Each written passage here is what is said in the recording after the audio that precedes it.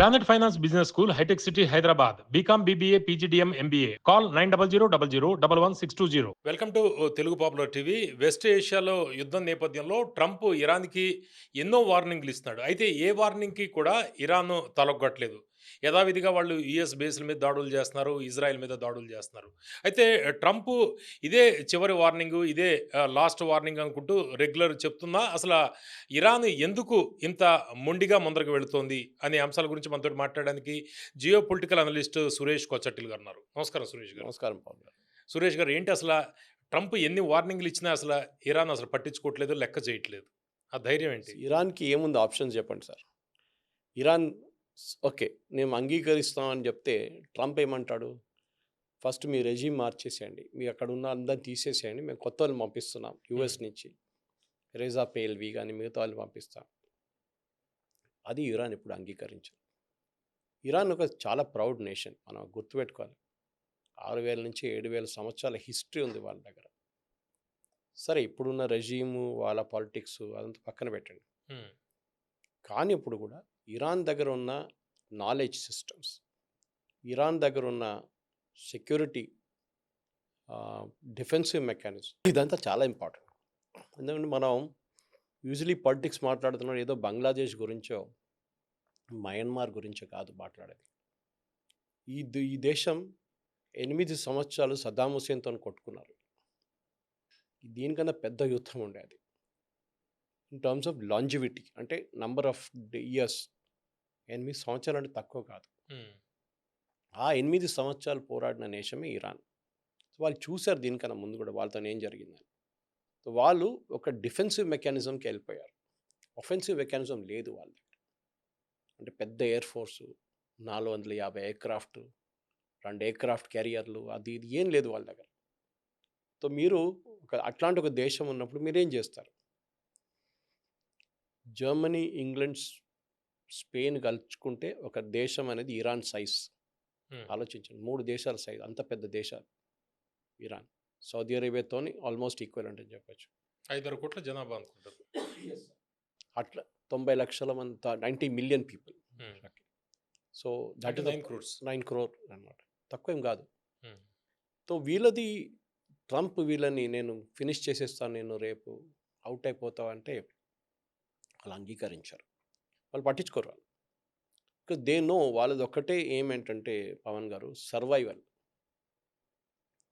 చేయాలి మేము, అంతే. మాకు గెలవడానికి మాత్రం కాదు, వాళ్ళకి తెలుసు అది చాలా క్లియర్గా. అమెరికా లాంటి దేశంతో పోరాడుతున్నప్పుడు గెలవడం అనేది impossible. All you to do is somehow survive. ఆ సర్వైవ్ కోసం వాళ్ళు పోరాడుతున్నారు అన్నమాట. ఈ పరిస్థితుల్లో వాళ్ళ వైపు నుంచి చూస్తే మీరు ట్రంప్ డెడ్ లైన్ ఇచ్చినా కానీ వాళ్ళు పట్టించుకోరు. ఎందుకంటే ట్రంప్ ఒక ఫస్ట్ స్టెప్ ముందు పెట్టా అనుకోండి, మీరు వెనకకి వెళ్ళిపోతే ట్రంప్ ఇంకో స్టెప్ ముందు పెడతాడు, లాస్ట్ మిమ్మల్ని దోసేస్తాడు అక్కడి నుంచి. సో వాళ్ళకి తెలుసు, ఒకసారి వాళ్ళ మైనర్ అగ్రిమెంట్ కూడా వచ్చేస్తే ట్రంప్ ఇంకా పెద్ద అగ్రిమెంట్ తీసి ముందు పెడతాడు, దానికి ఎండింగ్ ఉండదు మళ్ళీ. సో వాళ్ళు మొండితనం ఉందంటే కరెక్ట్, వాళ్ళకు ఉంది. They will fight back, that is for sure. First చెప్తున్నా హార్మోజ్ ఓపెన్ చేయండి అంతే. ఇరాన్ దగ్గర ట్రంప్ కార్డ్ ఏముంది? ఇరాన్ దగ్గర ఉన్న ట్రంప్ కార్డ్ ఒకటే హార్మోజ్. దీనికన్నా ముందు కూడా బహుశా మన ఛానల్లో నేను ఎక్స్ప్లెయిన్ చేశాను. ఇది ఈ హార్మోజ్ అనేది పర్షియన్ గల్ఫ్ నుంచి స్టార్ట్ అవుతుంది. మన కర్గ్ ఐలాండ్ అంతా మాట్లాడుతుంది, అక్కడి నుంచి ఆ టాప్ నుంచి స్టార్ట్ అయ్యి ఇచ్చి సడన్లీ దుబాయ్ దగ్గర ఒక టర్నింగ్ తీసుకుంటుంది, యుఏఈ దగ్గర చిన్న యూటర్న్ లాగా తీసుకొని అక్కడి నుంచి కిందకు వస్తున్నాడు. That is the strait of Hormuz. ఆ స్ట్రెయిట్ ఆఫ్ హార్మోజ్ అనేది ఒక రీజనల్ రివర్ అని చెప్పొచ్చు మీరు కావాలంటే. It can be called river or sea also for that. ఈ కామన్ వాటర్ ఒమాన్ అండ్ ఇరాన్ది, వాళ్ళ రీజనల్, వాళ్ళ ఎకనామిక్ జోన్లో వస్తుంది అది. ఇరాన్ ఏమంటున్నారు, ఇది స్ట్రెయిట్ ఆఫ్ హార్మోజ్ మాది, మీరు వెళ్తున్నారు, మేమేం చెప్పట్లేదు అంతే. కానీ మీరు అక్కడ వచ్చి రేపు నేను ఇక్కడ ఒక షిప్ పెట్టేస్తానంటే మేము అలౌ చేయము, బికాజ్ మా ఎకనామిక్ జోన్లో వస్తుంది. మా ఎకనామిక్ జోన్ బయట మీరు ఏం కావాలంటే చేసుకోండి. మన దగ్గర కూడా మయన్మార్ నుంచి, థాయిలాండ్ నుంచి, కొంతమంది ఇండోనేషియా నుంచి, ఈవెన్ చైనా నుంచి కొంత ఫిషింగ్ బోట్స్ వచ్చి ఫిషింగ్ చేస్తారు మన దగ్గర, మన టెరిటోరియల్ వాటర్స్లో. మనం వాళ్ళని అరెస్ట్ చేస్తాం, మన కోస్ట్ గార్డ్ వాళ్ళు అరెస్ట్ చేసి తీసుకొచ్చి కేసులు పెట్టి తర్వాత వాళ్ళని ఇడ్చేస్తారు, రిపాట్రియేట్ చేసేస్తారు, వాళ్ళ ఎంబసీని ఇన్ఫార్మ్ చేస్తారు. ఇది ఇరానియన్ కోస్ట్ నుంచి వెళ్తున్న ఈ షిప్‌ని ఆపడానికి మాకు అధికారం ఉందంటున్నారు వీళ్ళు. ఒమాన్ దగ్గర అంటున్నారు. మీరు next part is Oman. So, this is owned by Oman and Iran. సరే, ఇంటర్నేషనల్ వాటర్ వేలో ఇన్ని సంవత్సరాల నుంచి 100 షిప్‌లు, 120 షిప్‌లు పోతుండే సార్. 120 నుంచి 140 షిప్‌లు ఎళ్ళడం, రావడం. ఓకే. 32 కిలోమీటర్ల వెడల్పు అట్ ద నారోయెస్ట్ పాయింట్. హ్మ్. అక్కడ ఒక మార్కర్ లాగా స్విమ్మింగ్ పూల్‌లో మార్కర్ పెడతారు చూడండి నడుమిట్ల. అవును. అట్లాంటి ఒక ఇమాజినరీ మార్కర్ ఉంది. హుహు. లేన్. ఇక్కడికెళ్ళే లేన్ ఇది. అక్కడి నుంచి వచ్చే లేన్ ఇది అని చెప్పేసి. ఓకే. సో, ఇమాజినరీ, కానీ అది షిప్స్ కెప్టెన్స్‌కి తెలుసు ఎక్కడ. ఈ పరిస్థితుల్లో స్ట్రెయిట్ ఆఫ్ హార్మూజ్‌ని ఓపెన్ పెట్టడం అనేది ఇరాన్ కోసం ఒక పెద్ద ఛాలెంజ్. ఎందుకంటే వాళ్ళ దగ్గర ఉన్న ట్రంప్ కార్డ్ అదొక్కటే. హ్మ్. ట్రంప్ వ్యతిరేకంగా వాడాల్సిన ట్రంప్ కార్డ్ ఇదొక్కటే ఉంది. అది వాడుతున్నారు వాళ్ళు. వాళ్ళేమంటున్నారు, మేము స్ట్రెయిట్ ఆఫ్ హార్మూజ్ క్లోజ్ చేయలేదు కదా! ఇప్పుడు కూడా షిప్పులు పోతున్నాయి. కానీ అమెరికా అండ్ ఇజ్రాయెలీ షిప్స్‌ని మేము అలౌ చేయం. దీనికన్నా ముందు ట్రంప్ చెప్పారు, మీకు గుర్తుంటుంది. మాకక్కడ ఏం లేదు. మేము షిప్పులు పంపియట్లేదు అక్కడ. మాకక్కడి నుంచి ఆయిల్ అక్కర్లేదు. చాలా ఆయిల్ ఉంది మా దగ్గర అన్నారు. మళ్ళీ మీరు స్ట్రెయిట్ ఆఫ్ హార్మూజ్ ఓపెన్ పెట్టమని ఎందుకు అంటున్నారు? అది ఇరాన్ అండ్ ఒమాన్ చూసుకుంటారు. వాళ్ళ వాళ్ళ ప్రాబ్లమ్ అది. వాడు టోల్ పెడతాడో ఏం చేస్తాడో మనకు తెలియదు. కానీ ట్రంప్ ఏమో అది ఓపెన్. ఎందుకంటే ఓపెన్ పెడితేనే ఆయిల్ విపరీతంగా బయటకొస్తుంది. సౌదీ హ్మ్. అరేబియా నుంచి, కువైత్ నుంచి, ఖతార్ నుంచి. ఆయిల్ ఇంటర్నేషనల్ మార్కెట్‌లో రాగానే రేట్ పడిపోతుంది. సప్లై అండ్ డిమాండ్ ఎకనామిక్స్‌లో ఉంటుంది అవును. కదా! ఈ సప్లై పెంచండి. ఇప్పుడు దీనికన్నా ముందు వీళ్ళకి ఒక ఆర్గనైజేషన్ ఉంది. ఇప్పుడు కూడా ఉందనుకుంటా అది. ఒపెక్ అని చెప్పి. అవును. ఓకే. ఒపెక్ కంట్రీస్ అంటారు కదా! Oil producing exporting countries. హ్మ్. వీళ్ళందరూ దాంట్లో వెనెజువేలా కూడా ఉన్నారు. హుహు. ఓకే. గల్ఫ్ కంట్రీస్ ఒకటే కాదు. ఈ కంట్రీస్ అందరూ కలిసి ఏం చేస్తారంటే ఇయర్‌లీ ఒకసారి మీట్ అయితారు. ఒకసారి 2, 3 సార్లు కూడా కలుస్తారు. కలిసి వీరేం చేస్తారంటే ఈ సంవత్సరం పని చేద్దాం. మనం ఎంత ప్రొడ్యూస్ చేస్తున్నాం ఒకరోజు అందరూ కలిసి 100 మిలియన్ బ్యారెల్స్, వెరీ గుడ్. పని చేద్దాం, దాన్ని 80 చేసేద్దాం. హ్మ్. ఎందుకు అన్నట్టు అందరు. రేట్లు పెరుగుతాయి. ఇప్పుడు ఒక టైంలో సప్లై తగ్గితే డిమాండ్ పెరుగుతుంది. పాలెస్టీనియన్ టెర్రరిస్ట్ వచ్చి వీళ్ళందరినీ కిడ్నాప్ చేసి తీసుకెళ్ళిపోయారు. యాసిర్ అరాఫత్ టైంలో. ఆ! ఎందుకంటే వీళ్ళ దగ్గర ఇంత డబ్బులుంది కదా అని చెప్పి వాళ్ళు వీళ్ళందరినీ ఒకటేసారి యేసుకొని వెళ్ళిపోయారు మినిస్టర్స్‌ని అందరిని. హ్మ్. అది పెద్ద స్టోరీ అది. Anyway what I'm trying to say is that వీళ్ళ ఎకనామిక్ క్లౌట్ ఇది ఉండే. దాన్ని యూఎస్ డెస్ట్రాయ్ చేశారు కంప్లీట్‌గా. ఈ ఒపెక్ అనే ఆర్గనైజేషన్ ఇప్పుడు ఉందంటే ఉంది. కానీ డెసిషన్ ఏం తీసుకోరు. హ్మ్. యూఎస్ రేపు సౌదీ అరేబియాకి ఆర్డర్ ఇస్తారు. మీరు ప్రతిరోజు ఎంత మీది కెపాసిటీ? $30,000,000 30,000,000 బ్యారెల్సా? దాన్ని పెంచి 50 చేయండి అంటాడు. సౌదీ అరేబియా అంటారు 50 చేస్తే మన రేటు పడిపోతుంది. చేయండి అంతే. డిసైడ్ చేసేది అక్కడ యూఎస్. ఎందుకంటే లేకుంటే మా ఎయిర్ ఫోర్స్ బేస్ అక్కడ ఉంది, గుర్తుంది కదా సౌదీ అరేబియాలో. మేము రేపు ఖాళీ చేసి వెళ్ళిపోతాం. హ్మ్. మీరు చస్తారు మీరు. దాని తర్వాత ఒసామా బిన్ లాడెన్ రోడ్ ఇంకోటి వస్తాడు మిమ్మల్ని వేసుకుంటాడు అంతే. సో వీళ్ళు భయపడతారు. సో వీళ్ళ దగ్గర ఉన్నది అదే నేను ఈ హిస్టరీ ఎందుకు చెప్పానంటే ఇరాన్ దగ్గర ఉన్న ఒక ట్రంప్ కార్డ్ ఇది. సరే వాళ్ళు తప్పు చేస్తున్నారంటే యెస్, దాంట్లో డౌట్ లేదు. కానీ అట్ ద సేమ్ టైం వాళ్ళకి సర్వైవల్ మోడ్‌లో ఉన్నప్పుడు వాడికి ఇదే ఒక ఛాన్స్ అన్నమాట. హ్మ్. అది చేస్తారు. సో ట్రంప్ ఏం చెప్పినా గానీ ఇప్పుడు ఇరాన్ పట్టించుకోదు. వాళ్ళకి తెలిసిపోయింది. మేము కొంచెం సరెండర్ ఇస్తే ఇంగ్లీష్‌లో అంటారు give a meter and take a mile అంటారు. ఓకే. అది చేస్తారు వీళ్ళు. కొంచెం స్పేస్ ఇస్తే దాంట్లో వచ్చి కూర్చుంటారు. అంటే సురేష్ గారు ఇప్పుడు కేవలం సర్వైవల్ కోసం వాళ్ళు ప్రయత్నిస్తున్నట్టు దానికన్నా, వాళ్ళు గట్టిగా తిప్పి కొట్టగలుగుతున్నారు గదా! ఇప్పుడు అండర్ గ్రౌండ్‌లో మిస్సైల్ సిటీసే ఉన్నాయనేది కూడా కొంతమంది చెబుతున్నారు. అంటే ఈ మధ్య కాలంలో వాళ్ళు పూర్తిగా సిద్ధం అవ్వడానికి చాలా ఏర్పాట్లు చేసుకున్నారా వాళ్ళు? వాళ్ళు లాస్ట్ ఇయర్ 12 డే వార్ జరిగింది చూడండి హ్మ్. జూన్, లాస్ట్ జూలైలో. అవును. దాంట్లో వాళ్ళు చాలా మటుకు లెసన్స్ నేర్చుకున్నారు. హ్మ్. నేను దీనికన్నా ముందు కూడా చెప్పాను చూడండి. ఇరాన్ కేపబిలిటీ, వాళ్ళ సైంటిఫిక్ నాలెడ్జ్. హ్మ్. నిన్న ఇజ్రాయెల్, యూఎస్ కలిసి వాళ్ళ తెహరాన్ యూనివర్సిటీలో ఉన్న ఒక ఇంజినీరింగ్ కాలేజ్‌ని కొట్టారు. పెద్ద క్యాంపస్ అది. హుహు. It is known as the MIT of Iran. అవును. వాళ్ళ దగ్గర అంత టెక్నికల్ నాలెడ్జ్ ఉంది వాళ్ళ దగ్గర. సో ఇజ్రాయెల్ ఏమంటున్నారంటే వీళ్ళే మిసైల్ తయారు చేసే పోరోళ్ళు. యంగ్‌స్టర్స్ ఇక్కడి నుంచి వస్తున్న వాళ్ళు ఇంజినీర్లు. వీరే తయారు చేస్తున్నారు మిసైల్‌లు, డ్రోన్‌లంతా. వీళ్ళని ఫినిష్ చేసేస్తాం. వీళ్ళ ల్యాబ్స్ అంతా ఫినిష్ చేస్తే నెక్స్ట్ ఒక 10 సంవత్సరాల దాకా ప్రొడక్షన్ ఉండదు. హ్మ్. అట్‌లీస్ట్ డిజైన్స్ బయటికి రాదు. కొత్త డిజైన్స్. ఇది వీళ్ళ కేపబిలిటీ ఉంది పవన్ గారు. వీళ్ళు తయారైపోయి ఉన్నారు. లాస్ట్ ఆల్మోస్ట్ 1 ఇయర్ నుంచి రెడీగా ఉన్నారు వీళ్ళు. వాళ్ళకి తెలుసు ఏదో ఒక రోజు ఇది వస్తుంది మళ్ళీ తిరిగి. ఏదో బీ-2 బాంబర్స్ వచ్చి ఇరానియన్ న్యూక్లియర్ ఫెసిలిటీస్ మీద బాంబేశారు. అయిపోయింది, ట్రంప్ అన్నారు అంతా ఫినిష్. హ్మ్. ఇంకా యురేనియం సంగతే లేదు అన్నాడు. మళ్ళీ 6 నెలల తర్వాత కాదు వాళ్ళు ఆల్మోస్ట్ బాంబ్ దగ్గరకొచ్చేసారు. So Iran were ready for this. Mentally, physically and strategically they were ready అన్నమాట. సో వాళ్ళు తయారు చేసి పెట్టుకున్నారు ఆయుధాలు వాళ్ళకి తెలుసు. వాళ్ళకి సెనారియో డెవలప్ చేసుకున్నారు. అమెరికా వస్తారు, ఏం చేస్తారు? బాంబు వేస్తారు. ఎట్లాంటి బాంబు వేస్తారు? బంకర్ బస్టర్ వేస్తారు. సో బంకర్ బస్టర్ని విత్స్టాండ్ చేయాల్సిన స్ట్రక్చర్ మన దగ్గర ఉండాలి. ఎంత మౌంటైన్ లోపల వెళ్ళిపోతారో, ఎంత కాంక్రీట్ రూఫ్స్ పెడతారో దాన్ని బట్టి తన సేఫ్టీ ఉంటుంది. వాళ్ళకి తెలుసు ఇదంతా, తెలిసే చేశారు వీళ్ళు. సో ఇప్పుడు దానికోసం వాళ్ళు తిప్పి కొడుతున్నారు. అది కూడా మీరు ఆలోచించండి, ఇజ్రాయెల్ దాకా కరెక్ట్గా హైఫా పోర్ట్ని, హైఫా టౌన్ని వాళ్ళ దిమోనా న్యూక్లియర్ ప్లాంట్ దగ్గర కొట్టడం ఎట్లా అవుతుందండి? ఒక బేసిక్ నాలెడ్జ్ అని కావాలి కదా. ఏదో మన దివాళీ రాకెట్లు కాదు కదా, బాటిల్లో పెట్టేసి పంపించడం పైకి. అవును. యూ షుడ్ నీ అక్యురేట్ నాలెడ్జ్. ఈవెన్ హమాస్ దగ్గర లేదు. చూడండి, హమాస్ ఇజ్రాయెల్ మీద ఫైర్ చేస్తున్నప్పుడు అది ఎక్కడికో కూడా పోతుండే. వాళ్ళకి వీళ్ళే కదా ఇదివరకు ఇచ్చింది, కానీ బేసిక్ మిసైల్స్ అది బేసిక్. ఎందుకంటే 100 కిలోమీటర్ దూరమే ఉంది కదా, 50-100 కిలోమీటర్ కూడా లేదు ఇజ్రాయలీ బార్డర్. ఇది ఇరాన్ దగ్గర ఉన్న అబిలిటీ అనమాట. కరెక్ట్గా క్యాల్కులేట్ చేసి కొడుతున్నారు వాళ్ళు. ఖత్తర్ గ్యాస్ ఫీల్డ్స్ మీద కొట్టారు. ఇవాళ పొద్దున సౌదీ అరేబియన్ అరామ్కో మీద కొట్టారు, చాలా పెద్ద attack. Saudi Arabia shut down చేసేసారు. ఆలోచించండి, $10 పెరుగుతుంది వాళ్ళ సాయంత్రం దాకా ఆయిల్. తో ఇరాన్కి ఆ టెక్నికల్ కేపబిలిటీ ఉంది వాళ్ళ దగ్గర. సో వాళ్ళు అది వాడుకుంటున్నారు. అమెరికా దీన్నే అండర్ ఎస్టిమేట్ చేశారు. అమెరికా అనుకున్నారు వీళ్ళకేం తెలుసు, వీళ్ళకేం నాలెడ్జ్ లేదు, నథింగ్ దే కెన్ డూ అనుకున్నారు. కానీ చేసి చూపించారు. ట్రంప్ కూడా ఇప్పుడు అంటున్నారు, we're fighting a very resolute army, very organised army. వాళ్ళకి ఇప్పుడు అర్థమైపోయి, వాళ్ళకున్న ఇరాన్ కూడా ఏదో వెనుజువేలా లాగా ఓకే నమస్తే పెట్టేసి వెళ్ళిపోతారు అనుకున్నారు. కాలేదు, వాళ్ళు దే ఆర్ ఫైటింగ్ బ్యాక్. వాళ్ళకి తెలుసు. Again I come back to same question. వాళ్ళ మెయిన్ ఏమేంటి? సర్వైవల్. ఎట్లన్నా దీని నుంచి బతికి బయటపడితే దెన్ మమ్మల్ని రేపు రెస్పెక్ట్ ఇస్తారు. ఇట్లాంటి ఒక పోరాటం చేయడానికి సౌదీ అరేబియానో, యుఏఈనో, కువైత్, బహ్రెయిన్, ఖత్తర్ ఎవ్వరు చేయరు. మేము ఒక్కరే ఉన్నాం ఆ రీజన్లో దట్ కెన్ ఫైట్ అమెరికా. అంటే అటువంటి ఆలోచన విధానం వాళ్ళకి ఎట్లా వచ్చిందంటారు? జనరల్‌గా వేరే చోట చూస్తుంటే మనం వెంటనే కొన్ని దాడులు జరిగిన వెంటనే వాళ్ళు లొంగిపోతున్న పరిస్థితి మనకు కనిపిస్తుంది.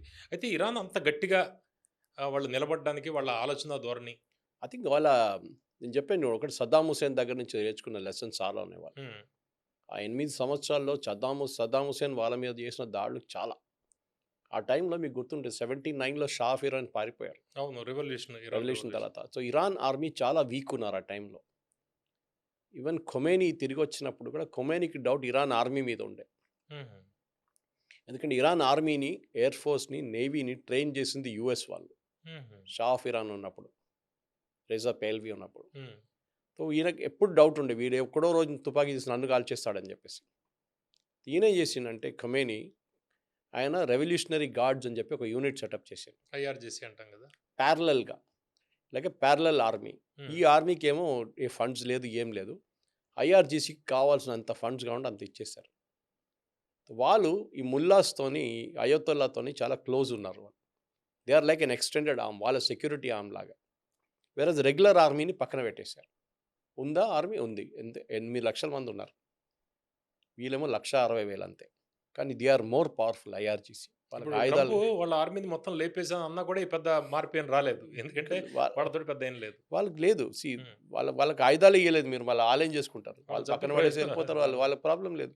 సో మీరు అడిగిన ప్రశ్నకి వీళ్ళు ఎట్లా చేస్తున్నారు, ఎందుకు చేస్తున్నారు అంటే వాళ్ళ దగ్గర ఆ కేపబిలిటీ ఉంది. ఐఆర్జీసీ అనగానే వాళ్ళు మేము చనిపోతే కూడా okay, we're like a suicide squad, 10 మందిని తోడు తీసుకెళ్ళిపోతాం మేము.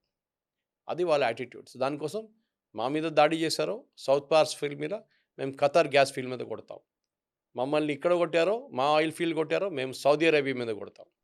వాళ్ళకి తెలుసు యూఎస్ దాకా వెళ్ళి కొట్టలేరు వాళ్ళు. మ్యాక్సిమం ఇజ్రాయెల్ని కొట్టచ్చు. ఇజ్రాయెల్ దగ్గర పెద్ద రిఫైనరీలు ఏం లేవు. వాళ్ళ దగ్గర దిమోనా న్యూక్లియర్ ప్లాంట్ ఉంది. అది కాకుండా మిగతా సిటీస్ ఉన్నాయి. టెల్ అవీవ్ ఉంది, హైఫా ఉంది, హైఫా పోర్ట్ ఉంది.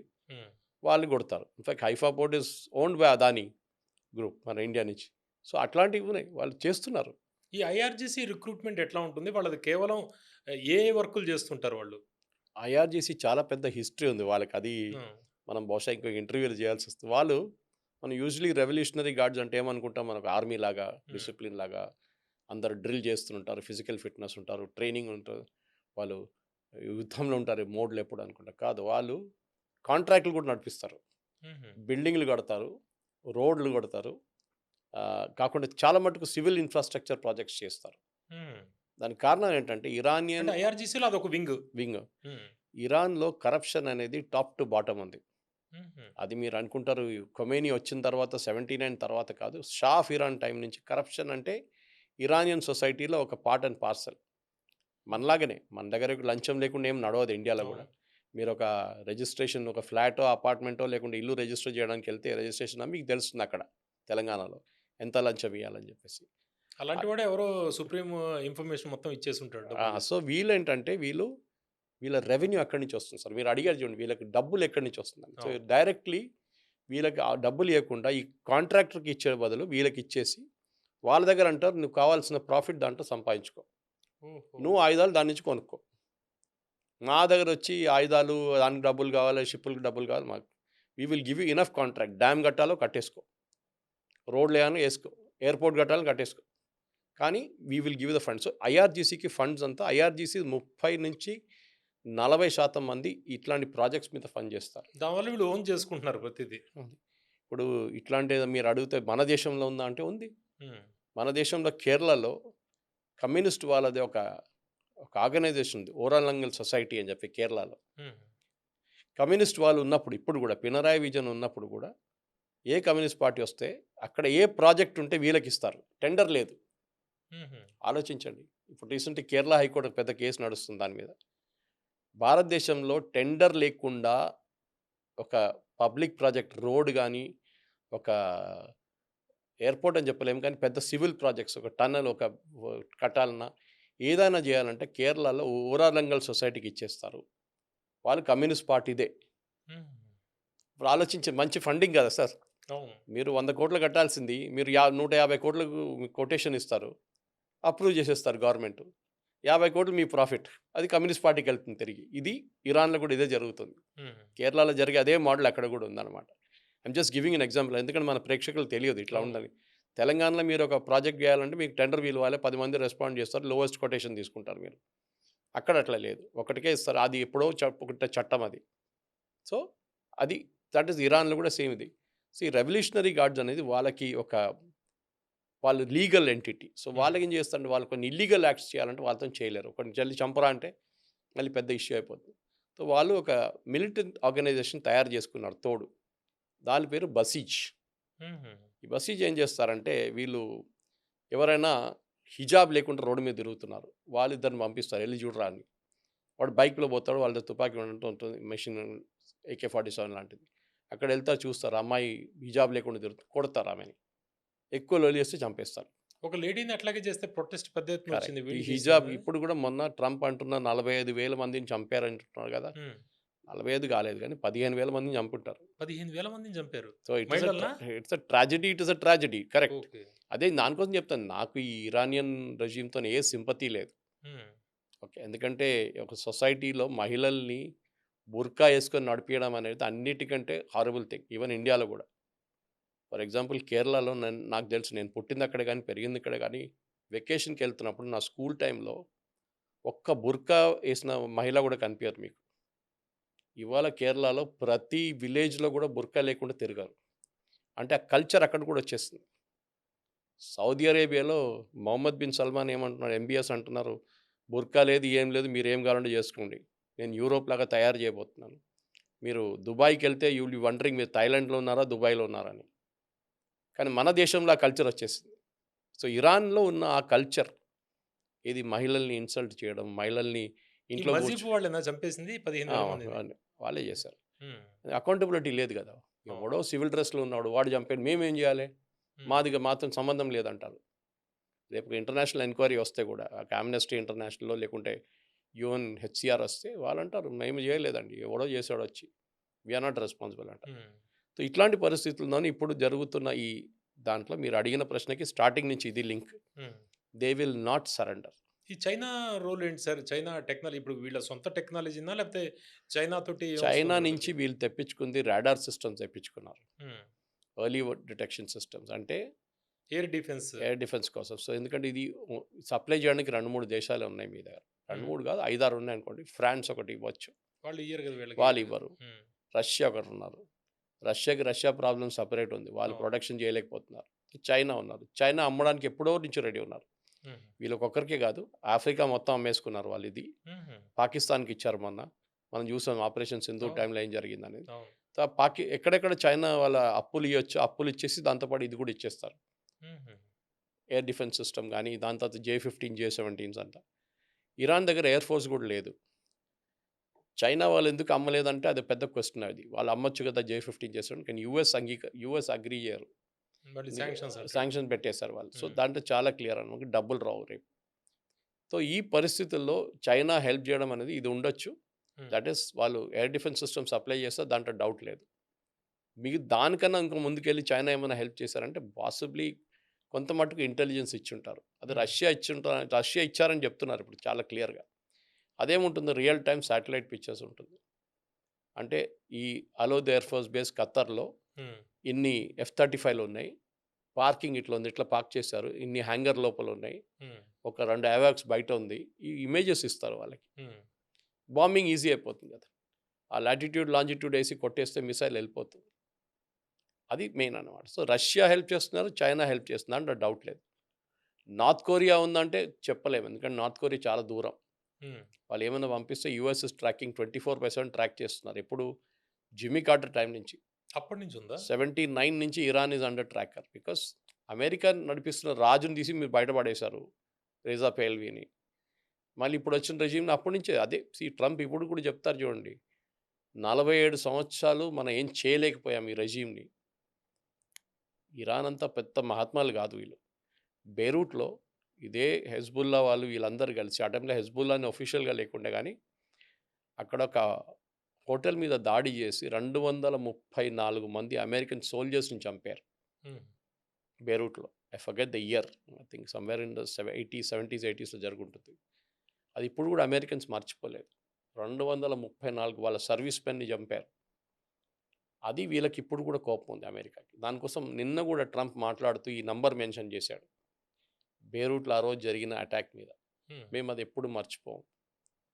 దానికోసం ఇజ్రాయెల్ ఇప్పుడు కూడా బేరూట్ మీద దాడి చేస్తున్నాడు. అమెరికా ఏం చెప్పకుండా ఉంటారు? ఏం చెప్పరు. మీరు ఏం కావాలంటే చేసుకోండి అంటారు. వాళ్ళకి కోపం ఉంది. దాని తర్వాత somewhere in Kuwait or was it in Oman, USS Cole అని చెప్పి వాళ్ళొక ఇది ఉండే నేవల్ షిప్ ఉండే, దాని మీద దాడి చేశారు. దాంట్లో 22 మంది సెయిలర్స్ చనిపోయారు, యుఎస్ సెయిలర్స్. అది ఇరాన్ చేపించిన సూసైడ్ అటాక్. చెప్పుకుంటూ పోతే చాలా ఉన్నాయి ఇట్లాంటి ఘటనలు. సో రెండు వైపులా మనం చూస్తే వీళ్ళు మహాత్మాలు, వాళ్ళు దొంగలని చెప్పలేము. కానీ ఇద్దరు అంతే సంగతి. ట్రంప్ ఎంత పని చేస్తున్నాడో డర్టీ వర్క్, వీళ్ళు కూడా అంతే చేశారు దానికన్నా ముందు. కర్మ తిరిగి వస్తుంది ఏదో ఒక రోజు. తిరిగి వచ్చింది ఇప్పుడు అంతే. కర్మ రిటర్న్స్. సో ఇరాన్కి ఇప్పుడు వచ్చే దెబ్బలు డెఫినెట్గా వాళ్ళు దీనికన్నా ముందు చేసిన పనికే వస్తుంది వాళ్ళకి. కానీ అట్ ద సేమ్ టైం ఇప్పుడు అంటారు ఇంగ్లీష్లో అండర్ డాగ్ ఒకటి ఉంటారు. ఓకే, మీరు డేవిడ్ వర్సెస్ గొలయాత్ బ్యాటిల్లో ఎప్పుడు మీరు వీకర్ పార్టీతో సింపథైజ్ చేస్తారు. కొట్రా అంటావు పక్కన కూర్చొని. వాడి కెపాసిటీ లేకున్నా కానీ వాడిని ఎంకరేజ్ చేస్తాం మనం. సో ఒక చిన్న పార్టీ పెద్దవాళ్ళని కొట్టినప్పుడు there is a thrill in it. అది ఇరాన్ చేస్తున్నారు ఇప్పుడు. వాళ్ళ దగ్గర ఉన్న ఆయుధాలు తీసుకొని అక్కడిక్కడ కొడుతున్నారు వాళ్ళు. అది ఎగ్జాక్ట్లీ వెళ్ళి పడుతుంది, డ్యామేజ్ జరుగుతుంది. దాంతో అందరూ ఏమంటున్నారు, Iran did a good thing. Iran యుఎస్కి ఒక లెసన్ నేర్పించారు. కరెక్ట్. ఎందుకంటే యుఎస్ ఈ యుద్ధం మొదలయ్యే ముందు దీన్ని అంతా ముందు అప్పుడే చూసుకోవాలి ఉండే.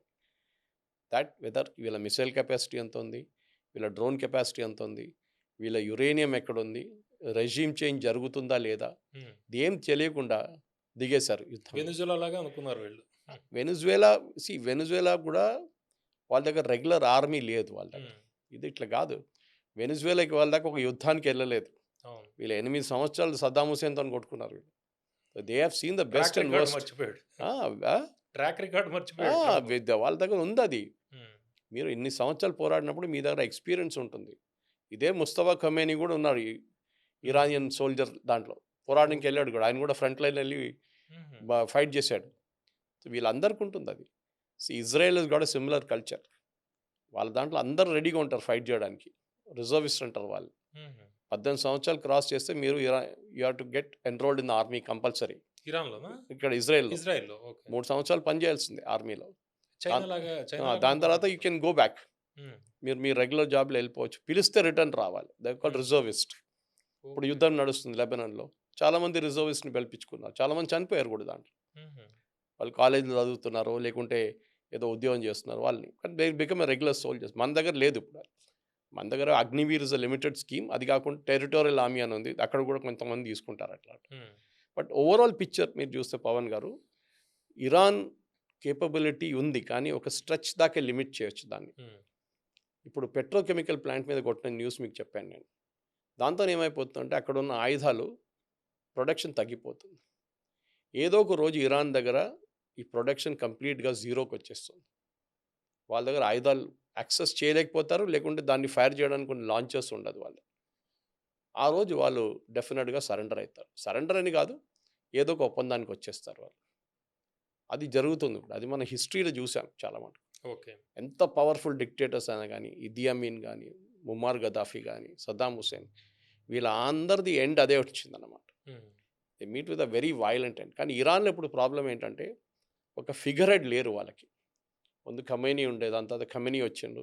వాళ్ళ కొడుకు ఉందంట. ఆయన ఉన్నాడో లేదో పోయిండో తెలీదు మనకి. ఫిగర్ హెడ్ లేరు వాళ్ళకి. వాళ్ళకున్నది ఒక ఫారెన్ మినిస్టర్, ఒక president and one speaker of the parliament. వీళ్ళు ముగ్గురే ఉన్నారు డెసిషన్ మేకింగ్ రోల్. హ్మ్. కానీ వాళ్ళు దేశం నడిపిస్తున్నారంటే కాదు. వాళ్ళు కాదు నడిపించేది. అదే రెవల్యూషనరీ గార్డ్స్ నడిపిస్తున్నారు. నిన్న వాళ్ళ ఇంటెలిజెన్స్ చీఫ్‌ని కొట్టారు ఇజ్రాయెల్. అవును. సో, ఇజ్రాయెల్ రోల్ ఇస్ చాలా క్లియర్ దీంట్లో. అమెరికా బాంబింగ్ చేస్తుంటే రెగ్యులర్ దాంట్లో, ఇజ్రాయెల్ ఏమో ఇంటెలిజెన్స్ పెట్టి స్పెసిఫిక్ వాళ్ళని కొడుతున్నారు. అది నేను ఇవాళ కొట్టిన పెట్రోకెమికల్ ప్లాంట్ ఉండొచ్చు. నిన్న కొట్టిన ఇరానియన్ రెవల్యూషనరీ గార్డ్ ఇంటెలిజెన్స్ చీఫ్‌ని ఉండొచ్చు. ఆలోచించండి ఇంత పెద్ద యుద్ధం నడుస్తున్నప్పుడు మన వెంట పడ్డారు. This fellow we want him killed. ఎక్కడున్నాడో హ్మ్. కనుక్కో. సురేష్ గారు ఇప్పుడు మీరు ముస్తఫా గురించి చెప్పారు కాబట్టి ముస్తఫా ఉన్నాడో లేదో అనేది తెలీదు. అయితే లేటెస్ట్‌గా కొంత వస్తున్న అది రూమరా? నిజమా? అనేది మనకు తెలీదు గానీ చాలా సీరియస్ కండిషన్‌లో ఉన్నాడు. ఐసీయూలో ఉన్నాడు ముస్తఫా అనేది కొంత జరుగుతుంది. గతంలో మనం చూస్తే పుతిన్ విషయంలో కూడా ఇట్లాగే వచ్చింది. కిమ్ జాంగ్ ఉన్ విషయంలో కూడా అలా వచ్చింది. సద్దాం హుసేన్ ఉన్న కాలంలో ఆయన మీద కూడా ఇలాగే వచ్చాయి. ముస్తఫా ఎక్కడున్నాడు? అంటే ఫిబ్రవరి 28దో తారీఖు సుప్రీం చీఫ్ చనిపోయిన తర్వాత వారం రోజుల్లో ఈయన పేరు అనౌన్స్ చేశారు. అయితే అప్పటి నుంచి ఇప్పటిదాకా ఈయనకి సంబంధించిన వేర్ అబౌట్స్ ఏవీ లేవు బయట. రావు కూడా బయటికి. హ్మ్. ఫస్ట్ ఆఫ్ ఆల్ మనకి తెలియనక ఎక్కువ ఉంటుంది కదా! Israeli intelligence. హ్మ్. అమెరికన్ ఇంటెలిజెన్స్ కన్నా చాలా బాగుంటుంది ఇజ్రాయలీ మొసాద్. మొసాడ్ గాని, మిగతా వాళ్ళు గాని. వాళ్ళకి ముస్తఫా ఎక్కడ నిద్రపోతాడో అది కూడా తెలుసు రాత్రి. హ్మ్. ఉన్నాడా లేదా అని కూడా వాళ్ళకి తెలుసు. మరి దాడులు చేయరా? వాళ్ళు చేయరు. వాళ్ళకి తెలుసు. వాళ్ళు చేయాలంటే చేస్తారు. హ్మ్. బతికుంటే చేస్తాడు కదా! చనిపోయింటే ఎందుకు చేస్తారు? హ్మ్. చనిపోయిన వాడిని మళ్ళీ ఎలా అసలు చంపుతారు? They will know. మనం తెలుగు న్యూస్ ఛానెల్స్‌లో చెప్పినట్ల మనం ఇట్లాంటి ఊహాగానాలు పడకూడదు. హ్మ్. Israel knows, US knows. ఆయన ఎక్కడున్నాడు, ఏం చేస్తున్నాడో అంతా వాళ్ళకి తెలుసు. హ్మ్. పెద్ద ప్రాబ్లమ్ ఏమి లేదు. So, they can know. వాళ్ళకి తెలిసుంటది కానీ వాళ్ళు బయట చెప్పరు ఇదంతా. వాళ్ళకి కావాల్సిందేంటి? మెయిన్ పని ఇప్పుడు రెజిమ్ చేంజ్ తీసుకురావాలి. ఆయన్ని చంపారనుకోండి ఇంకోడిని ఆయన కూర్చోబెడితే ఇంకోడిని కూర్చోబెడతారు. హ్మ్. అదే కదా! వీళ్ళ హైరార్కీ అట్లా ఉంటుంది.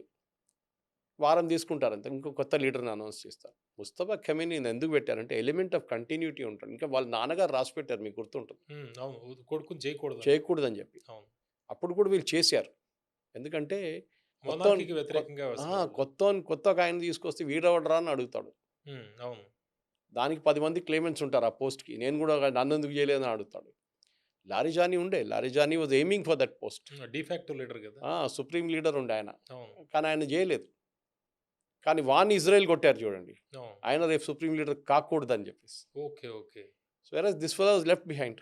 హ్మ్. Sometimes that is the strategy. ఇప్పుడు ఇరానియన్ ప్రెసిడెంట్‌ని కొట్టడానికి మీకు ఎంత సేపు పడుతుందండి ఇజ్రాయెల్‌కి? 24 గంటలు కూడా పట్టదు. ఆయన ఇవాళ దాకా చంపలేదు. ఫారెన్ మినిస్టర్ ముట్టలేదు. హ్మ్. స్పీకర్ ఆఫ్ పార్లమెంట్ ముట్టలేదు. ట్రంప్ దగ్గర అడిగారు. వీళ్ళు ముగ్గురు ఉన్నారు గదా! మీరెందుకు వీళ్ళని చంపలేదని అడిగారు ఒక 2 వారాల ముందు ప్రెస్ మీట్‌లో.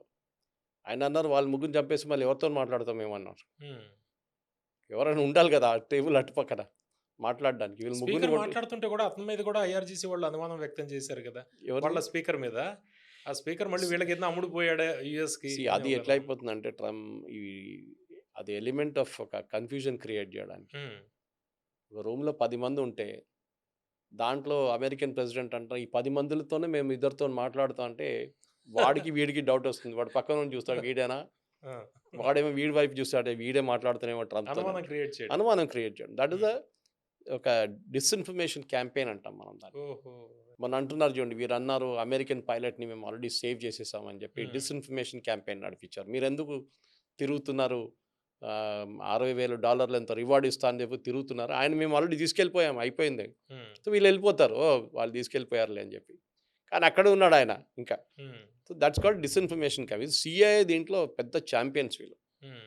లేనిపోని న్యూస్ క్రియేట్ చేయడంలో మన ఇండియన్ న్యూస్ ఛానెల్స్ కన్నా చాలా పెద్ద చాంపియన్స్ ఆయన. గోబెల్స్ అంటారు గదా! జర్మనీ గోబెల్ లాగా. గోబెల్ హ్మ్. గొబ్లెసియన్ ప్రొపగండా ఇంకో లెవెల్‌లో ఉండేది. హ్మ్. అది వరల్డ్ వార్ నడిమిట్లో నడిచిందది. హ్మ్. So he was famous for that. Minister. ఆ! ఆయన పని అది. పీఆర్ పని. PR public minister relations. గదా! హ్మ్. సో ఇప్పుడున్న దాంట్లో వార్‌లో బ్యాటిల్ ఆఫ్ నెరేటివ్స్ అంటారు హ్మ్. పవన్ గారు. నెరేటివ్ సెట్ చేయడం చాలా ఇంపార్టెంట్.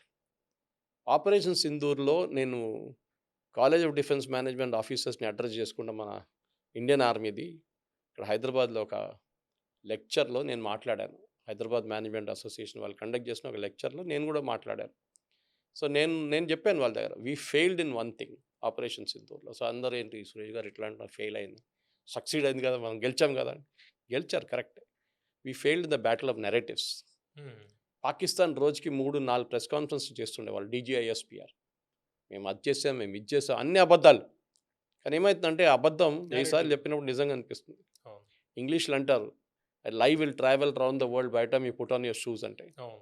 ఒక అబద్ధం లోకంతా తిరిగొస్తుందంట మీరు షూస్ ఏసుకోదాకా. అవును. అది. సో కన్సిస్టెంట్‌గా మీరు బ్యాటిల్ ఆఫ్ నెరేటివ్స్‌లో ఉన్నారిప్పుడు. మనం అది ఇంకా స్టోరీ అది. కానీ మనం ఎట్లా చేయాలంటే అది ఇప్పుడు ఉన్న బ్యాటిల్ రష్యా, యుక్రెయిన్ వార్ చూడండి సార్. హ్మ్. Daily battle of narrative. Russia అంటాడు మేము వాళ్ళు ఇది చేసాం, మేము 10 కిలోమీటర్లు పట్టుకున్నాం. వీడంటాడు "ఏ మేము 50 కిలోమీటర్లు ఇటువైపు వచ్చేసాం, మేము ఆ పైప్ లైన్ పేల్చేసాం" అని చెప్పి పాత వీడియో తీసేసేసాడు. అవును. అది నడుస్తూనే ఉంటది. 2 రోజుల తర్వాత వస్తుంది fact check. No that is the fake news. అప్పటిదాకా పోయింది అయిపోయింది. Impact is finished. సో దానికోసం గవర్నమెంట్ ఆఫ్ ఇండియా కూడా కొత్త చట్టం తీసుకొచ్చారు. మీరు 1 అవర్‌లో ఫేక్ న్యూస్‌ని తీసేసేయాలని చెప్పి. అది ఇంకో స్టోరీ అది. హ్మ్. కానీ బ్యాటిల్ ఆఫ్ నెరేటివ్ ఇప్పుడున్న యుద్ధాల్లో యుద్ధం కన్నా ఎక్కువ ఇంపార్టెంట్ నెరేటివ్ ఏం సెట్ చేస్తారు. హ్మ్. ట్రంప్ అదే కదా మేము గెలిచేసాం అయిపోయింది. మీ ఎన్ని యుద్ధాలు పోయినాయి? మీ ఎన్ని విమానాలు పోయినాయి? మాట్లాడట్లేదు. మన దగ్గర 40 విమానాలు పోయినాయి ఇప్పటివరకు. 7 ఎయిర్‌క్రాఫ్ట్ లాస్ట్ అన్నారు. హ్మ్. ఆయన గురించి ఒక్క ఎయిర్‌క్రాఫ్ట్ లాస్ కూడా ఆయన అంగీకరించట్లేదు. అవును. ఎందుకు? Because it was a slab on the face అన్నమాట. చంప మీద కొట్టినట్లు అది. సో అమెరికా కూడా వాళ్ళ 170 మంది ఇంజర్డ్ ఉన్నారు సార్. సమ్ హ్మ్. Of them serious. మొన్న జరిగిన రెస్క్యూ అటెంప్ట్‌లో కూడా ఇవాళ దాకా పైలట్ పేరో, లేకుంటే వెపన్ స్పెషలిస్ట్ ఆఫీసర్ పేరు చెప్పలేదు. అవును. ఎందుకు? ఎందుకు భయపడుతున్నారు మీరు? వాళ్ళొక ఫోటో రిలీజ్ చేయొచ్చు కదా! ఒక వీడియో రిలీజ్ చేయొచ్చు కదా! పేరు లేదు. వాళ్ళ హెల్త్ స్టేటస్ లేదు. ఏం లేదు. సో అదొక స్ట్రాటజీ వీళ్ళది. వాళ్ళు గాయపడ్డని వీడియో చూపించారనుకోండి. ఇరాన్ అవును. అంటారు మేమే కొట్టాం ఈయనని అంటారు. ఈడ అవును. మా దగ్గర ఉండే మొన్నదాకా ఈడనే మేమే కొట్టామంటారు. హ్మ్. అది వాళ్ళ స్ట్రాటజీ ఉంటుంది. సో అమెరికాకి ఏంటంటే ఇప్పుడు వాళ్ళ సీఐఏ వైపు నుంచున్న వాళ్ళకి ఒక ఎక్స్‌పర్టీస్ ఉంది ఫేక్ న్యూస్‌లో. అది వాళ్ళు స్ప్రెడ్ చేస్తారు. ఒక డిపార్ట్‌మెంట్ ఉంటదేమో దాని మీద. They have very professional department. హ్మ్. కేజీబీ దగ్గర కూడా ఉంది అది. హుహు. కేజీపీ. కేజీబీ దగ్గర కూడా ఉంది. భారతదేశంలో ఒక టైంలో ఇందిరాగాంధీ హయాంలో వాళ్ళ క్యాబినెట్‌లోనే కేజీబీ ఏజెంట్స్ ఉండే. హ్మ్. ఒక రెజల్యూషన్ పాస్ చేయగానే ఇందిరాగాంధీ క్యాబినెట్ మాస్కోలో న్యూస్ వెళ్ళిపోతుండే. హుహు. మన దగ్గర బ్లిట్స్ అని చెప్పి పాత ఆర్కే కరంజీ ఒక న్యూస్ పేపర్ ఉండే మీకు గుర్తుంటుంది. ఆ! కాలేజ్‌లో చదువుతున్నప్పుడు, స్కూల్‌లో చదువుతున్నప్పుడు వస్తుండే వీక్లీ. బ్లిట్స్ ముంబై నుంచి. అవును. కరంజీ ఓపెన్‌లీ అక్నాలెడ్జ్ చేశారు. నాకు డబ్బులు ఇస్తారు కేజీబీ వాళ్ళు. రష్యా అన్నారాయన. అప్పుడు యూఎస్ఎస్ఆర్. యూఎస్ఎస్ఆర్ వాళ్ళ గవర్నమెంట్ నాకు డబ్బులు ఇస్తారు. దాంట్లో నేను దే ఆర్ లైక్ మీ నన్ను నచ్చుతాను నాకు డబ్బులు ఇస్తున్నారు. హ్మ్. నడిపియాలి కదా పేపర్ నేను. ఆడు అంతా ప్రో సోవియట్ న్యూస్ క్యారీ చేస్తాడు. హ్మ్. యాంటీ సోవియట్ న్యూస్ ఉండదు. అది. తర్వాత బ్రెజ్నెవ్ వచ్చాడు. ఆయన ఎంత అయిపోయింది డిసింటిగ్రేట్ అయింది. దాని కరంజియా కూడా చనిపోయారు దాంట్లో. అది బంద్ అయిపోయింది బ్లిట్స్. కానీ డిస్ఇన్ఫర్మేషన్ క్యాంపెయిన్ ఇట్లా నడుస్తుంది. మన దగ్గర చాలామంది అడుగుతారు చూడండి. ఈ న్యూస్ ఫేకా? కరెక్టా? కాదండి. ఈ ఇంటర్నెట్ వచ్చే ముందు, సోషల్ మీడియా వచ్చే ముందు ఫ్యాక్ట్ చెక్. ఫ్యాక్ట్ చెక్ ఎవరు చేయరు. ఓకే. మన దగ్గర ఇప్పుడు ఒక మొబైల్ ఫోన్ తీసుకొని ఒక ఊర్లో ఉన్న ఒక అబ్బాయి, అమ్మాయి జర్నలిస్ట్ అయిపోతారు. They can counteract you. హ్మ్. రష్యా, యుక్రెయిన్ వార్‌లో ఇదే జరుగుతుంది. మొబైల్ ఫోన్‌లు తీసుకొని తిరుగుతున్నారు కొంతమంది. ఈ న్యూస్ జరిగింది, ఇక్కడ బాంబు పడ్డది, ఇక్కడ డ్రోన్ వచ్చిందని చెప్పేసి. ఇరాన్ వార్లో కూడా అంతే. ఇరాన్ వార్లో అక్కడ ఇంటర్నెట్ మొత్తం కట్ ఆఫ్ చేసేసారు గవర్నమెంట్. అవును. దానికోసం మీకు ఒక్క విజువల్ కూడా బయటికి రావట్లేదు. హ్మ్. వాళ్ళు రిలీజ్ చేసిన విజువల్సే వస్తుంది అంతే. వాళ్ళు మొన్న ఎయిర్‌క్రాఫ్ట్ కొట్టు కింద వీళ్ళు డెస్ట్రాయ్ చేశారు అమెరికన్స్, వాళ్ళ అవును. అది చూపించారు. రీఫ్యూయలింగ్ ఎయిర్‌క్రాఫ్ట్‌ని బ్లాక్ హాక్స్‌ని ఫైరింగ్ చేస్తున్నది చూపించారు కింద నుంచి. హ్మ్. కానీ అక్కడ ఎంత డ్యామేజ్ జరిగింది, పెట్రోకెమికల్ ప్లాంట్ మీద అటాక్ జరిగింది, యూనివర్సిటీ మీద అటాక్, వీడియోలు ఎందుకు చూపియట్లేదు? చూపియరు వాళ్ళు. వాళ్ళకి అవసరం ఉందో ఇరాన్‌లో స్కూల్ స పిల్లలది అది బయటకొచ్చింది. అదంట సెన్సర్‌షిప్ హ్మ్. అది ఉంటుంది. సో, వాళ్ళు కావాలని చెప్పి ఇంటర్నెట్ కూడా కట్ ఆఫ్ చేసేసారు. హ్మ్. మీరు సెన్సర్‌షిప్ చేయండి, వద్దంటలేదు. ఇజ్రాయెల్ చేస్తున్నారు. ఇజ్రాయెల్‌లో నడిచే ఒక్క వీడియో కూడా వితౌట్ గవర్నమెంట్ పర్మిషన్ రిలీజ్ చేయకూడదు.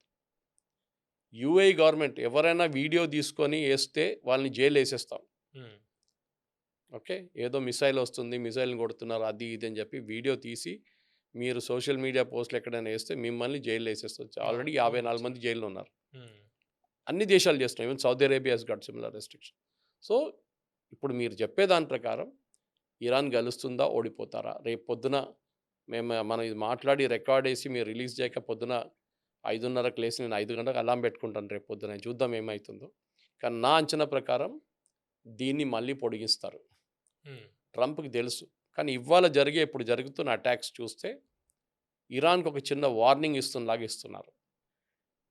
ట్రంప్ ఏమన్నారు? పొద్దున 8 గంటలు అంటే వాళ్ళ దగ్గర నైట్ 8 పీఎం ఈటీ, మన వైపు 5:30 పొద్దునకి బాంబింగ్ మొదలైతే 4 అవర్స్‌లో నేను మొత్తం ఇరాన్‌ని ఫినిష్ చేసేస్తాను. 4 గంటల సేపట్లో. కానీ ఆల్రెడీ పవర్ ప్లాంట్స్‌ని కొట్టడం మొదలుపెట్టారు ఇజ్రాయెల్. ఇజ్రాయెల్ ఏమంటారు? మేమేం డెడ్‌లైన్ ఇయ్యలేదు గదా! ట్రంప్ ఇచ్చాడు డెడ్‌లైన్. మీరు ట్రంప్ దగ్గరెళ్లి అడగండి. హ్మ్. మేము ఎప్పుడు కావాలంటే కొట్టేసుకుంటాం. So, they already started. So, ఇరాన్‌కి ఒక చిన్న వార్నింగ్ లాగా వచ్చేసింది. ఇది జరగొచ్చు. ఆల్రెడీ ఒక పవర్ ప్లాంట్ కొట్టేశారు. పవర్ లేదు, ఎలక్ట్రిసిటీ లేదు. ఇప్పుడు ఏం చేస్తారు ప్రజలు? ఇంక్యుబేటర్‌లో ఉన్న పిల్లలు, ఐసీయూ యూనిట్‌లో ఉన్న పేషెంట్స్ అవును. వీళ్ళేం చేస్తారు? ఎన్ని రోజులు మీరు కరెంట్ లేకుండా ఉంటారు? సో, ఏదో ఒక రోజు పెద్దగా రెవల్యూషన్ జరుగుతుంది అక్కడ కూడా. కానీ సురేష్ గారు ఇప్పుడు ఇరాన్‌లో ఈ ఎఫ్-15 ఇన్సిడెంట్ చూసాం మనం. ఎఫ్-15 ఇన్సిడెంట్ తర్వాత వాళ్ళు రెస్క్యూ చేయడానికి ఆపరేషన్ చాలా వందలాది కోట్ల రూపాయలు ఖర్చు పెట్టడం కూడా మనం చూసాం. అయితే ఇరాన్ చెప్తుంది ఏంటంటే ఈ రెస్క్యూ ఆపరేషన్ పేరు మీద ఈ ముసుగులో యురేనియం కొట్టేయాలని యూఎస్ కుట్ర చేసింది అనేది ఇరాన్ వాళ్ళు చెప్తుంది. దీన్నేమంటారు మీరు? Uranium correct. గురించేనా ఈ రెస్క్యూ ఆపరేషన్? అది జరిగిన దానికి మీకు ట్రంప్ ఒక రిపోర్టర్‌ని థ్రెటన్ చేసిన వీడియో మీరు చూసుంటారు. అవును. అవును. మీరెందుకు లొకేషన్ ఇచ్చారో, ఆ లొకేషన్ ఇచ్చిన తర్వాత మా జైల్‌లో పైలట్ ఏపిస్తామని చెప్పాడు. జైల్‌లో ఏపిస్తాను. హ్మ్. ఎందుకంటే ఈ pilot and weapon specialist parachute చేసి దిగిన తర్వాత, ఎజెక్షన్ తర్వాత దిగిన చోట ఈ జరిగిన ఏఎన్-32 సారీ సి-130 హ్మ్. ఎయిర్‌క్రాఫ్ట్ డెస్ట్రాయ్ చేసిన పిక్చర్‌లు అవును. బ్లాక్ హాక్‌తోని. హ్మ్. ఇది 200 కిలోమీటర్ డిఫరెన్స్‌లో ఉంది. వీళ్ళిక్కడ దిగారు. 200 కిలోమీటర్ దూరంలో ఒక పాత రన్‌వే తీసుకొని, ఆ రన్‌వే మీద సి-130. సి-130 దింపారు 2. బ్లాక్ హాక్ దింపారు. మీరు రెస్క్యూ చేయాలంటే వీళ్ళ దగ్గర ఉండాలి కదా! 5 కిలోమీటరో, 2 కిలోమీటర్ సి-130 ఎందుకు యూజ్ చేస్తారు? హ్మ్. స్పెషల్ ఫోర్సెస్ అన్నారు. సైనిక స్ రవాణా విమానం అది. స్పెషల్ ఫోర్సెస్‌ని మీరు హెలికాప్టర్‌లో తీసుకెళ్తారు. మీరు ఎప్పుడు ప్లేన్‌లో తీసుకెళ్లరు. ప్లేన్‌లో ఎప్పుడు తీసుకెళ్తారు? రెగ్యులర్ రన్‌వే ఉంది, అన్నీ ఉన్నప్పుడు తీసుకెళ్తారు ప్లేన్‌లో. హ్మ్. సో, ఏం జరిగిందంటే ఈ జియో ట్యాగ్ చేసినప్పుడు ఈ పైలట్ ఎక్కడ దిగాడో అదే జియో ట్యాగ్ వీళ్ళు మీడియా వాళ్ళు యూజ్ చేసి ఇదెక్కడుంది, ఇదెక్కడుంది అని కనుక్కున్నారు. అప్పుడు ఓకే. తెలిసింది ఈ రెండిటికి 230 కిలోమీటర్ డిస్టెన్స్ ఉంది. అంటే ఒక ఆన్సర్ ఉండొచ్చు. ఈ పైలట్ ఏమో 200 కిలోమీటర్లు నడుచుకుంటూ వచ్చాడు ఇక్కడ దాకా. విచ్ ఈస్ అబద్ధం. ఆ! నిన్న అమెరికన్ ఛానెల్స్ కొంతమంది చెప్పారు. సూపర్ హ్యూమన్ ఉండాలాయన. నెలలో పడుతుంది రావాలంటే. వెపన్ స్పెషలిస్ట్ 200 కిలోమీటర్లు, అది కూడా చుక్క నీళ్ళు లేకుండా, హ్మ్. ఈ ఎండలో ఎవరు తెలియకుండా 200 కిలోమీటర్లు డెజర్ట్‌లో. నడుచుకుంటూ వచ్చాడా? లేదు. హ్మ్. అది సెపరేట్ ఆపరేషన్ ఉండే. హ్మ్. ఎందుకంటే ఇది జరిగింది ఇస్ఫహాన్ దగ్గర. ఓకే. ఓకే. హ్మ్. ఇస్ఫహాన్‌లోనే వీళ్ళ ఒక న్యూక్లియర్ ఫెసిలిటీ ఉంది. ఓకే. పవర్ ప్లాంట్ ఉందా? పవర్ ప్లాంట్ లాగా తయారు చేశారు వాళ్ళు. కానీ పవర్ ప్లాంట్ కాదది. Hmm. It's a nuclear facility. Hmm. Research facility. అక్కడే యురేనియం ప్యూరిఫికేషన్ నడుస్తుంది. వీళ్ళ 3, 4 చోట్లున్నాయి ఇరాన్‌లో. ఒకటి తెహరాన్‌లోనే ఉంది. హ్మ్. యూనివర్సిటీలో ఉంది. దాన్ని నిన్న కొట్టారు వాళ్ళు. అది కాకుండా ఫొడ్రో అని ప్లేస్ ఉంది. ఆహ్, ఇస్ఫహాన్ ఉంది. అవును. ఇట్లాంటి 3, 4 చోట్లున్నాయి వీళ్ళ దగ్గర. ఈ హ్మ్. న్యూక్లియర్ ఫెసిలిటీస్ ఉన్నాయన్నమాట. అవును. కానీ దాన్ని వీళ్ళు అక్కడ ఏదో ఒక ఆపరేషన్ చేశారు వీళ్ళు. బహుశా ఏముంటుందంటే ఆ యురేనియం అక్కడుంది. దాన్ని క్యాప్చర్ చేసి తీసుకెళ్దామని చెప్పి చేసిన ఆపరేషన్ ఇస్ గాన్ రాంగ్. దాంట్లో డౌట్ లేదు. కానీ దాని గురించి ట్రంప్ మాట్లాడలేదు. హ్మ్. బెస్ట్ పార్ట్ ఇవాళ దాకా ఈవెన్ సెంట్రల్ కమాండ్ దీని గురించి మాట్లాడలేదు. యుఎస్ సెంట్రల్ కమాండ్ యుద్ధం నడిపిస్తున్నారు. సెంట్కామ్ అంటారు. వాళ్ళు కూడా దీని గురించి they are not talking about it. ఏం జరిగింది? ఎందుకు మీరు మీ ఎయిర్‌క్రాఫ్ట్ డిస్ట్రాయ్ చేశారు? సరే ఇరాన్ చేతిలో పడకూడదు. కరెక్ట్. అప్రిషియేట్. వాళ్ళు దాన్ని రివర్స్ ఇంజినీరింగ్ చేసి వాళ్ళు కూడా తయారు చేస్తారు C-130 రేపు. హ్మ్. లేకుంటే రష్యాకి అమ్మేసుకుంటారు. రష్యా మొత్తం ఇప్పేసి చూస్తారు C-130లో ఏముందనేది. హ్మ్. బ్లాక్ హాక్ ఎందుకు డిస్ట్రాయ్ చేశారు? హెలికాప్టర్ కదా! అది మీరు ఫైర్ తీసుకెళ్ళిపోవచ్చు కదా! అక్కడ వీళ్ళే హెలికాప్టర్ డిస్ట్రాయ్ చేశారు వీళ్ళది. హ్మ్. అవును. అదే అంటున్నారు వీళ్ళు. కానీ బ్లాక్ హాక్ డిస్ట్రాయ్ చేయక్కర్లేదు. It's a helicopter. You could have taken ఏదో జరిగింది అక్కడ. హ్మ్. వీళ్ళ వైపు నుంచి ఫైరింగో, ఇరాన్ వైపు నుంచి ఫైరింగో, ఏదో మిస్‌కమ్యూనికేషనో ఏదో మెస్‌అప్ అయిపోయింది అక్కడ. కానీ వీళ్ళు దీంతోని లింక్ చేశారు రెస్క్యూతో. అందరి అటెన్షన్ డైవర్ట్ అయిపోయింది. ఓహ్! వెపన్ స్పెషలిస్ట్ సెకండ్ మనిషి కూడా దొరికాడు వి గాట్ హిమ్ అని చెప్పి ట్రంప్ పెద్ద మెసేజ్ పెట్టిండు హ్మ్. ట్రూత్ సోషల్‌లో. కానీ ఇదేమైందని ఎవరు మాట్లాడలేదు. ఇది ఇట్లా అయింది. మేము ఫైర్ చేసేసాం. మేము డిస్ట్రాయ్ చేసేసాం. Why did you take a C-130? అది ప్రశ్న. When it is not required for అదేదో టాక్టికల్ హైజాకింగ్ అంటే ఇప్పుడు ఎంటబేలో ఎప్పుడో ఇండియా మీద ఉన్నప్పుడు జరిగిన హైజాకింగ్ లాంటి హ్మ్. రెగ్యులర్ రన్వేల మీద దింపొచ్చు ఒక C-130ని. తీసుకొచ్చి పాతగా ఓల్డ్ రన్వే అది కూడా మొత్తం ఇసుక ఉంది, మట్టిలాగా ఉంది. దాంట్లో దింపితే న్యాచురల్లీ వీల్స్ కింద వెళ్ళిపోతుంది. అవును. అదే జరిగింది. సో ఇట్ ఈస్ ఏదో జరిగింది. I think it's a major disaster. కానీ అమెరికా దాని గురించి ఎక్కువ మాట్లాడరు. వాళ్ళకి ఫెయిలియర్స్ గురించి మాట్లాడడం ఇష్టం లేదు. సక్సెస్ గురించే మాట్లాడతారు. ఇప్పుడు ఎయిర్ స్పేస్ మొత్తం మా కంట్రోల్ ఉంది ఇరాన్‌ది అని చెబుతున్నారు. నిజమా? కరెక్టే. అంటే హ్మ్. వాళ్ళ దగ్గర ఏం లేదు అని చెప్తున్నారు. కానీ మొన్న ఈ F-15Eని కొట్టినప్పుడు హ్మ్. అంటే ఇరాన్ దగ్గర ఏదో ఒక బేసిక్ ట్రాకర్ ఉంది. ఏదో ఒక రాడార్ పనిచేస్తుంది. ఎట్లా అంటే ఇది చైనా నుంచి తీసుకున్నారో, ఎక్కడి నుంచి తీసుకున్నారో తెలియదు. హ్మ్. రాడార్ పనిచేస్తుంది. అప్పుడు వాళ్ళకి తెలిసిపోయింది ఒక ఎయిర్‌క్రాఫ్ట్ వస్తుంది ఇటువైపు అని తెలిసిపోయింది. దాంతో పాటు వాళ్ళ దగ్గర షోల్డర్ ఫైర్డ్ మిసైల్ ఒకటి ఉండే. Shoulder firing missile. హ్మ్. అది యూఎస్ వాళ్ళు స్టింగర్ అంటారు దాన్ని. మిగతా వెర్షన్స్ చాలా ఉన్నాయి. మన దేశంలో కూడా ఉంది. మన దగ్గర కూడా ఉంది. దాన్ని హీట్ సీకింగ్ మిసైల్. సో మీరు కొట్టేస్తే అది ఏది హీట్ సీకింగ్ ఉంటుందో దాని వెంట పోతది హీట్ ఎక్కడుందని. హ్మ్. ఎయిర్‌క్రాఫ్ట్ ఇంజిన్‌లో హీట్ ఉంటుంది. దాని వెంట పడిపోతది. ఓకే. సో ఇది 2 వీళ్ళ దగ్గర ఉండే. ట్రంప్ చెప్పింది కరెక్టే. మా దగ్గర మొత్తం ఎయిర్ సుపీరియారిటీ ఉందంటే కరెక్ట్. కానీ ఇరాన్ దగ్గర అక్కడక్కడ వాళ్ళ దగ్గర కావాల్సిన ఎక్విప్‌మెంట్ ఉంది. అయితే చైనా వాడు క్లౌడ్ సర్వీసెస్ ఇస్తున్నాడు. డైరెక్ట్ శాటిలైట్ అది ఇమేజెస్ మీకు తోటి. చెప్పాను చూడండి. అది ఆ! ఆల్రెడీ ఇయ్యొచ్చు. అది హ్మ్. ఎవరు తెలియకుండా ఇయ్యొచ్చు. Iranians are very good at hacking. Hmm. చాలామంది మనం అనుకుంటే అగైన్ ఇరానియన్స్ ఏమో బ్యాక్వర్డ్ కాదు. మొన్న ఎఫ్‌బీఐ డైరెక్టర్ అవును. Kash Patel emails. Gmail account hack చేసి ఆ! ఆయన అక్కడ డాన్స్ చేస్తున్న వీడియో కూడా పెట్టారు ఆళ్ళు. అవును.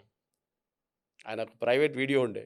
అది కూడా వాళ్ళు లీక్ చేశారు. సో చాలా మంది చేశారంట హ్యాక్. సో అట్లాంటి కేపబిలిటీ ఇరాన్ దగ్గర ఉంది. హ్మ్. లేదని కాదు. వాళ్ళు నేను చెప్పాను చూడండి education wise Iran is one of the best in the world. వాళ్ళ మెడికల్ ఎడ్యుకేషన్ గానీ, టెక్నికల్ ఎడ్యుకేషన్ గానీ. సో వాళ్ళ ఐక్యూలో they are fifth in the world. మనం 34 స్థానాల్లో ఉన్నాం. హుహు. We are the 34th place. Iran is the 5th place in IQ. So వాళ్ళ చెప్పిన కెపాసిటీ ఉంది. కానీ మీరు మంచితనానికి వాడుకుంటే మంచిది. అంతే. అంతే. మీరు అటమ్ బాంబ్ తయారు చేయాలంటే ఇంకొకటి ఉంటుంది. దిస్ అవును. Is what you have to decide between these 2. Okay. Hitler was great. He wanted to expand Germany. He wanted to make Germany a engineering giant. చేశాడు కూడా ఆయన. ఇవాళ ఉన్న మర్సిడీస్ గానీ, అన్నీ మిగతా చేశారు. టెక్నాలజీస్ చూస్తే it's all a inventions German engineering అంటాం. ఇన్వెన్షన్స్ చాలా ఆ! జర్మనీ వాళ్ళు. కానీ అట్ ద సేమ్ టైమ్ ఆయన బుర్ర ఇంకో ప్లేస్‌లో ఉండే. హ్మ్. అది ఎట్లనో జ్యూస్‌ని చంపాలి. Jews should be exterminated. అదొక సో ఎంటైర్‌లీ నెగెటివ్ ఇమేజ్ వచ్చేస్తుంది హిట్లర్‌కి. హ్మ్. అదే ఇది కూడా అంతే. ఇరానియన్ రెజీమ్ ఒకటి అనుకుంటారు. కానీ వాళ్ళకున్న ఇమేజ్ 79 నుంచి ఉన్న ఇమేజ్ ఇది. ఇది కూడా బహుశా ఈ రెజిమ్ కూడా పడిపోతుంది. కానీ అక్కడ ఉన్న ముల్లాలు గానీ, రెవల్యూషనరీ గార్డ్స్‌ని మీరు 1,60,000 మందిని ఒకటేసారి కస్టడీలో తీసుకోలేరు. అవును. దానికొక స్ట్రాటజీ ఉండాలి. ఏం చేస్తారు? వాళ్ళకి సేఫ్ ప్యాసేజ్ ఇస్తారా? ఎందుకంటే అటుపక్కన ఇరాక్‌లో మొదలైన యుద్ధం ఇప్పుడు. అక్కడున్న షియాలు మొదలుపెట్టారు. యూఎస్ బేసెస్ ఆక్రమించడం మొదలుపెట్టారు ఆళ్ళు. ముస్లిం బ్రదర్‌హుడ్ మళ్ళీ. అందరు దిగుతారు. హ్మ్.